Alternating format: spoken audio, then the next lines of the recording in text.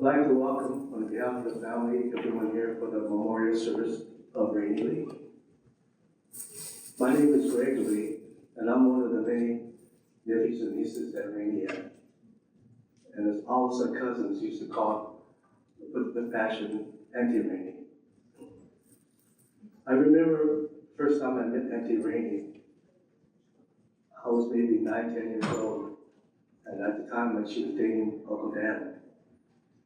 And I believe it was at my grandmother's house where we used to have holiday parties. And you know, our family, there was probably 40 plus people there. Extended family, and a few friends. But I remember Auntie Reyne, she was kind of tiny, kind of quiet. But under the circumstances, it was pretty intimidating. The house was loud, TV blasting, kids running around, people playing cards, you know, good food, a lot of laughter. But I remember her, she was pretty cool considering all the circumstances because it was pretty hectic.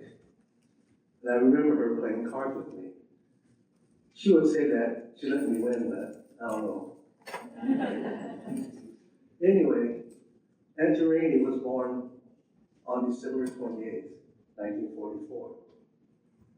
She was the second of 5 daughters born to George, Minoru, Ochikubo of Portland, Oregon, and Bernice, Sumie, Hikiji of Sacramento. Auntie Reyne was born in the Amache Internment Camp in Granada, Colorado. Her family moved back to Sacramento when she was about 1 year old. Auntie Reyne graduated from McClatchy High School in 1962. Shortly after, she started working for the state, 30-plus year career, first working for the Department of Motor Vehicles, later for the California Lottery. While bowling with friends at the Latin Park Bowl in 1964, she caught the eye of a young Daniel Lee. He introduced himself and asked her out. Okay, I'll put that. They went to dinner and played Keno on the first date. They had luck with them that day because Reyne hit a Keno jackpot. From that point on, she was a fan of gambling. She was even a bigger fan of Dan, and they were married in 1967. In 1980, they welcomed adopted son Marc to Seoul Korea. After retiring from the state, Reyne took a job with Innovative Solutions, where she worked for her second family, the Crawfords. She loved them deeply and said that Janice and Mike were the best bosses she ever had. She shared that she would work for them as long as she could, so we knew she enjoyed her time there, working with that company. Reyne had a huge personality and a big heart. She enjoyed traveling with friends, playing mahjong, baking, and frequently in casinos. I can attest to that, and many of you can too. She loved spending time with and bragging about her grandsons and took a special interest in everything they did. Reyne was preceded in death by her father George, her mother Bernice, and her sister Maureen. Reyne is survived by her husband Dan Lee, her son Marc Lee, and his wife Andrea, her 2 grandsons Aaron and Alex. She is also survived by 3 sisters, Ochikubo, Joy Hirai and her husband Carl, Faith Kawasaki and her husband Sam.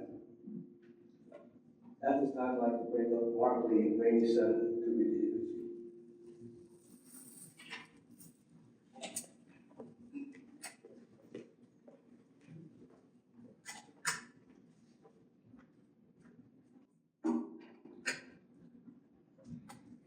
All right, let's see. I think the echo is okay. All right, thank you for joining us today to pay tribute to my amazing mother, Reyne Lee. Your support during this difficult time is appreciated more than you know.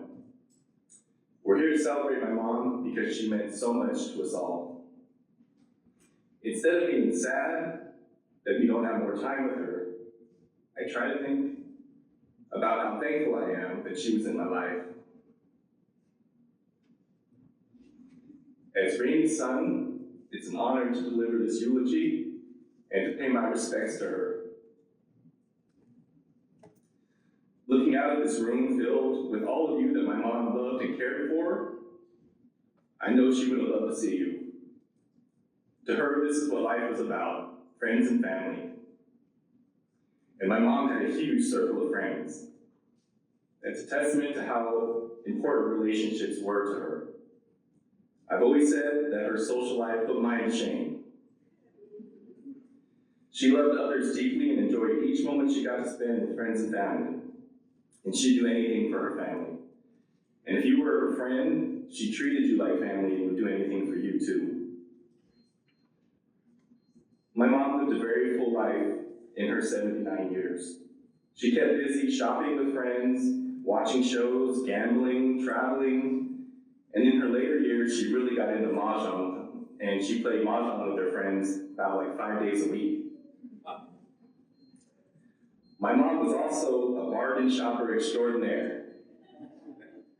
The people on extreme couponing shows had nothing on. These were her words that she would tell us. She'd find amazing deals that she just couldn't leave in the store, as she put it. She loved the hunt. She'd give away many of the deals that she'd find, and we were the biggest beneficiaries, because I don't think we bought clothes or shoes for Aaron or Alex until they were about 6 years old, because she had us covered. Yeah, she was good at that. At one point, Macy's called her asking about all the returns and price adjustments that she'd been requesting. I remember she told Andrea, "Oh my gosh, Macy's called about all my price adjustments. I can't believe it." She beat the house, and they didn't like it. But my mom did, and she was proud to let us know.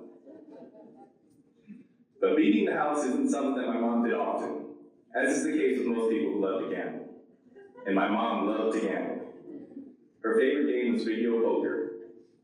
At one point, she was going to Reno and Vegas so much, it seemed like she was in Nevada more than California. She got lucky on occasion, but mostly would come home saying that she lost her butt. Although she really enjoyed the casino, I really think she mostly enjoyed her time spending time with family and friends. They'd go shopping, they'd go to restaurants, and they'd see shows. Her adventures weren't without some missteps, however. Like the time she went to Vegas to see Jennifer Lopez concert. She showed up at the venue and was confused when she couldn't find the event.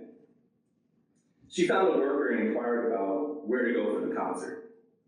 The worker told her there was no J-Lo concert there and asked to see her tickets. It was then they discovered that she had the correct month and day of the show, but she was a little early. Exactly 1 year early. Tickets were for the following year. That was okay though, because it just gave her an excuse to go to Vegas the next year. And she did return to see J-Lo the next year. She attended many other great shows with her friends. She saw Bruno Mars, Celine Dion, and some other guy who played the piano really well. She told me she was going to go see a guy from New York who played the piano that was supposedly pretty popular, but she couldn't recall his name. I remember saying, "Mom, you were able to score Billy Joel tickets? He's a legend." She was like, "Yeah, I think that's him. The name sounds familiar. You heard of him?" She did enjoy the show, but she had no idea who he was. My mom never did anything halfway. When she got into something, she was all in. Those of you that remember our Sacramento house, remember that she had display cabinets full of Madame Alexander dolls. She loved to collect things.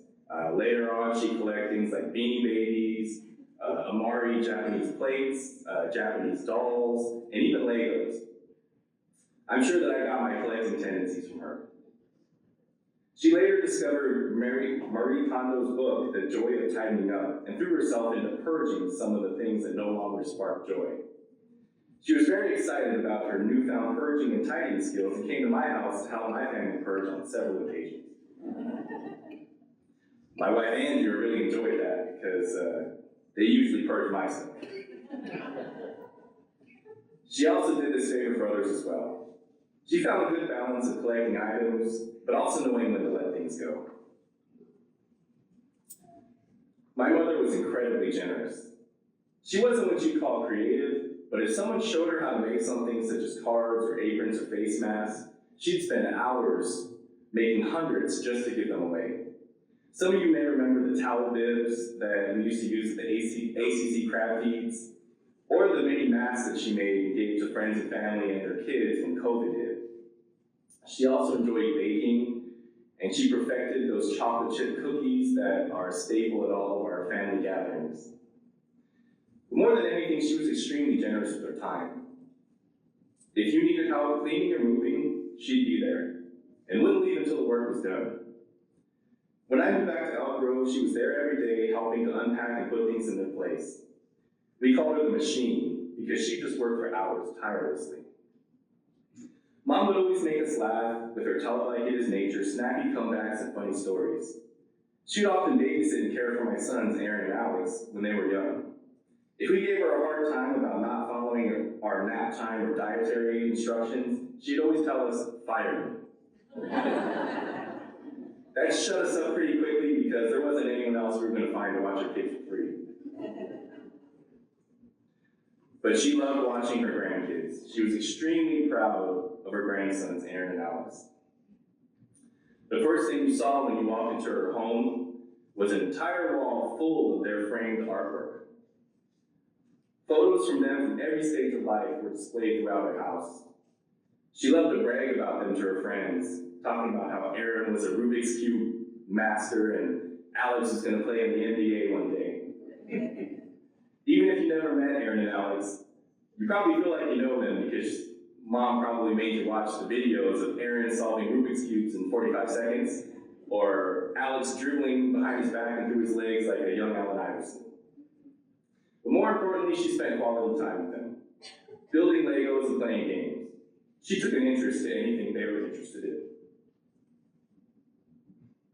During my mom's career at the state, she met a woman named Delphi Sinclair.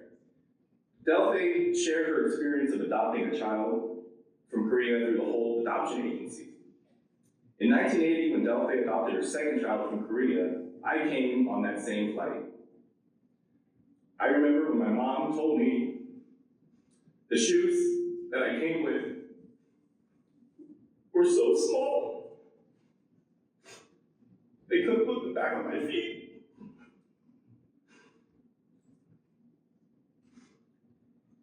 It's hard to imagine what my life would have been like if not for her. She truly changed my life.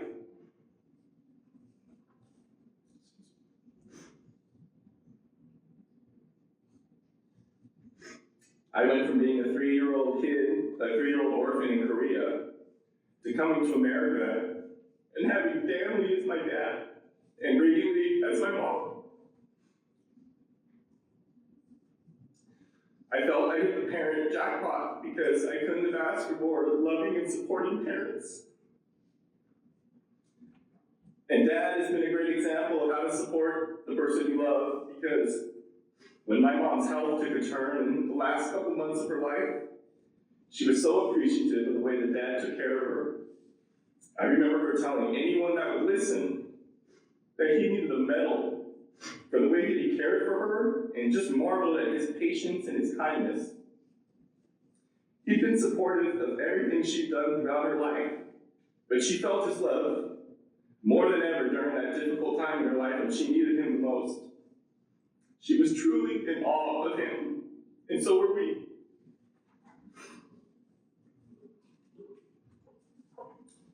Mom, I want to thank you for choosing me and loving me and supporting me throughout my life. Thank you for always making me feel like I was your first priority. I couldn't have asked for a better mother.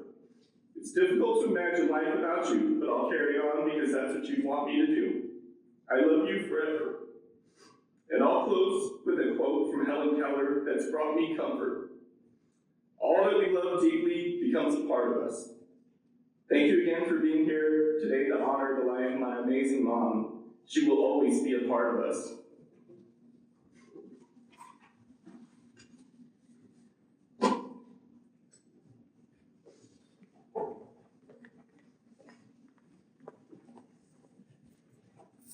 Next, I would like to ask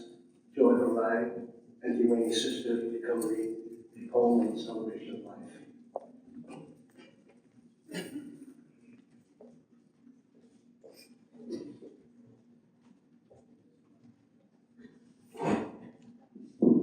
Good afternoon. When Mark told me he had to pick something to put in the program, and it's usually a prayer, Reyne wasn't religious, so I happened to find a poem that I thought she would like to share with you.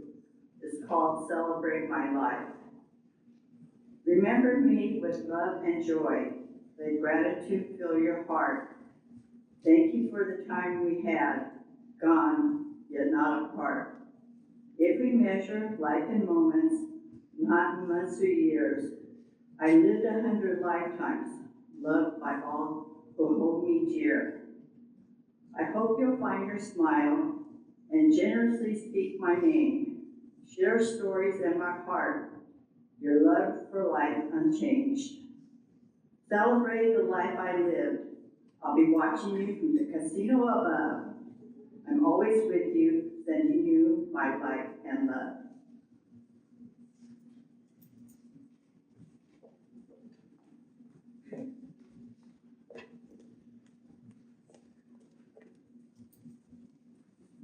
At this time, I'd like to open the floor to anybody who wants to tell us a story about how they know Reyne or any stories that they have that impacts made on their lives. So I welcome anybody to come up.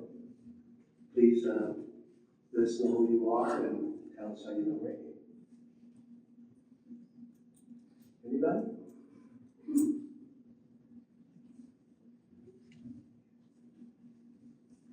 Anybody?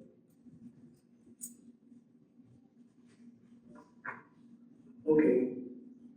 If not, we're going to start a video showing some pictures of Reyne.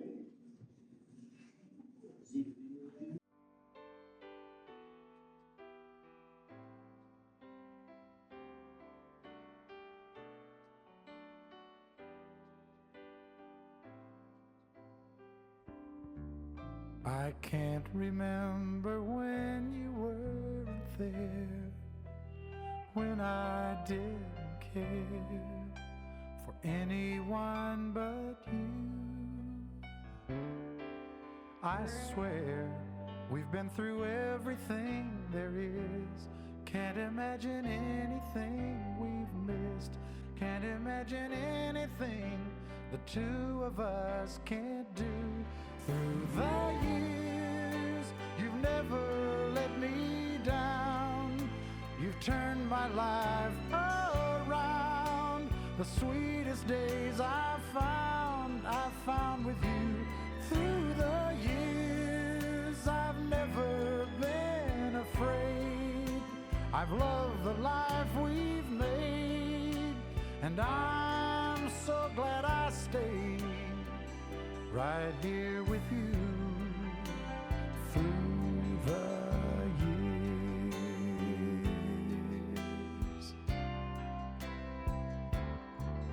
I can't remember what I used to do, who I trusted, who I listened to before. I swear you've taught me everything I know. Can't imagine needing someone so. But through the years it seems to me I need you more and more. Through the years, through all the good and bad, I know how much we had. I've always been so glad to be with you. Through the years, it's better every day. You've kissed my tears away. As long as it's okay, I'll stay with you through the years.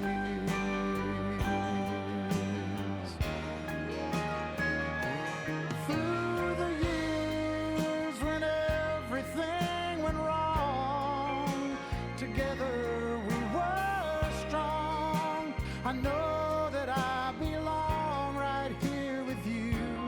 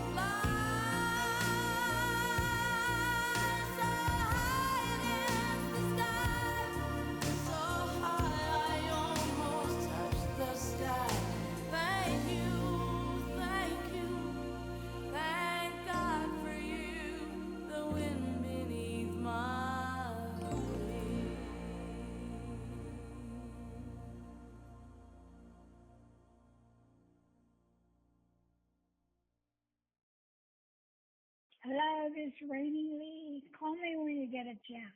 Bye.